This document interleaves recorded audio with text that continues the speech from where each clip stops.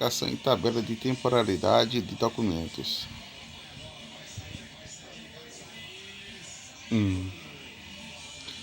Código de classificação de documentos do Supremo Tribunal Federal, conceitos de definição, Código de classificação de documentos, Código de classificação de documentos do Tribunal em relação ao Código de classificação de documentos da Casa da Suplicação, Códigos de classificação de documentos do Supremo Tribunal de Justiça, Código de classificação do Supremo Tribunal Tribunal Federal, área administrativa, área do processo de apoio ao judiciário, rotinas básicas ao uso do Código de classificação, tabela de temporalidade de documentos do Supremo do Tribunal Federal, introdução, conceitos, configuração, tabela de temporalidade, aplicação da tabela de temporalidade e tabela de temporalidade. Apresentação: o Supremo Tribunal Federal, por meio da Coordenadoria de Memória de Gestão de Documento, apresenta a terceira versão do Código de Classificação da tabela de temporalidade do documento instituídos na Resolução 349 de 2007 do Código de Classificação de Tabela de Temporalidade do STF, passam por importante ajuste na nova edição adequada na Lei 12.557 de 11 da Lei do Acesso à Informação. Com isso, os níveis de sigilo de informação dos documentos gerados pelo Tribunal foram acrescentados para publicação. O Programa de Gestão Documental do STF tem como a premissa garantir o acesso rápido e fácil às informações, sejam a torná-las decisões, seja para a promoção de direito. Com esse propósito, são elaborados a utilização de instrumentos técnicos de classificação, temporalidade e destinação de documentos.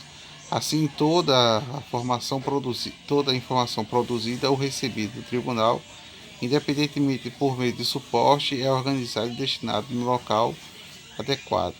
Registra-se, por fim, que há uma obra constante de atualização dos documentos produzidos e recebidos decorrente das funções conferidas a uma organização. Tais atribuições, por sua vez, modificam ao longo do tempo, com uma consequência natural, desde o processo de documentos são criados e extintos, alterados e assim atualizados periodicamente do Código de Classificação da Tabela de Temporalidade. É um meio de garantir a longevidade desta obra em face das transformações da administração pública brasileira. Código de Classificação de Documentos do Supremo Tribunal Federal. Conceitos e definições. Instrumentos para auxiliar o trabalho na função que preceptua a agrupar documentos e características e semelhantes aos códigos de classificação, é utilizado para facilitar a identificação e recuperação da informação com a maior brevidade e precisão possível. O Código de Classificação de Documentos do Supremo Tribunal Federal reflete as funções e atividades desenvolvidas pela Corte ao longo do tempo, e essas funções e atividades são denominadas de classes documentais e são dispositivas hierarquicamente, permitindo sempre da mais abrangente a mais específica. O código está dividido em 3 grandes níveis, cada um dos quais possível para uma divisão em outros subníveis, assim sucessivamente. Todo nível é identificado por uma notação numérica baseada no sistema decimal DEWE, conforme o modelo a seguir: administração, gestão, aquisição do material, processo. Com base com o modelo do Código de Classificação de Documentos, o Supremo Tribunal Federal apresenta a seguinte configuração por parte, que refere-se às atividades do meio-fim da administração geral e compreende os códigos de 009 a 009. Em segunda parte, refere-se às atividades de área-fim que processam o julgamento apresentado pelos códigos de 100 a 90. No Brasil, costuma-se separar a classificação de documentos em 2 etapas. A primeira abrange as fases corrente e intermediária, ao passo que a segunda alcança apenas os documentos da fase permanente. Dessa forma, usa-se o plano de código para a classificação de documentos correntes imediatos e o quadro de arranjo para os documentos permanentes. Apesar de existir a separação, vale destacar que na mesma metodologia de trabalho empregam-se ambas etapas. Além disso, atuam aos autores e depende da união de instrumentos, e nesse contexto o STF optou-se para agrupá-los, praticidade, racionalidades que foram os principais motivos que levaram a adotar tal medida. A construção presente do Código de Classificação levou em conta a noção de fundo documental, em que a arquivista baseia-se no princípio da proveniência, de acordo com os documentos gerados por uma instituição, que não deve ser misturada com os produzidos para outra. Em outra consonância com o princípio da seção de arquivos, detém a atualidade de acervos do quadro das instituições do Tribunal em relação à sua submetação do Supremo Tribunal de Justiça do Supremo Tribunal Federal. Afinal, o STF reconhece que hoje, na verdade, é resultado para fusões, incorporações, transformações e extinções de outros órgãos que compulam o judiciário ocorria ao longo do tempo. Em meados do século XVIII, consolidando a colônia de portuguesa do Brasil, surgiu o Tribunal de Relações da Bahia, posteriormente no século XVIII. Foi instituído o Tribunal de Relações do Rio de Janeiro, no início do século XIX. A transferência familiar real portuguesa para o Brasil fundou-se na Casa de Suplicação, cuja incumbência consistia em assumir parte das funções antes pertencentes à Casa de Suplicação de Lisboa. Em 1829, ao longo depois da independência do Brasil, o Supremo Tribunal de Justiça sucedeu à Casa de Suplicação ao órgão que copula o poder do judiciário financeiro. Com a proclamação da República em 1809 do Supremo Tribunal de Justiça, que foi extinto em seu lugar, e criou o Supremo Tribunal Federal.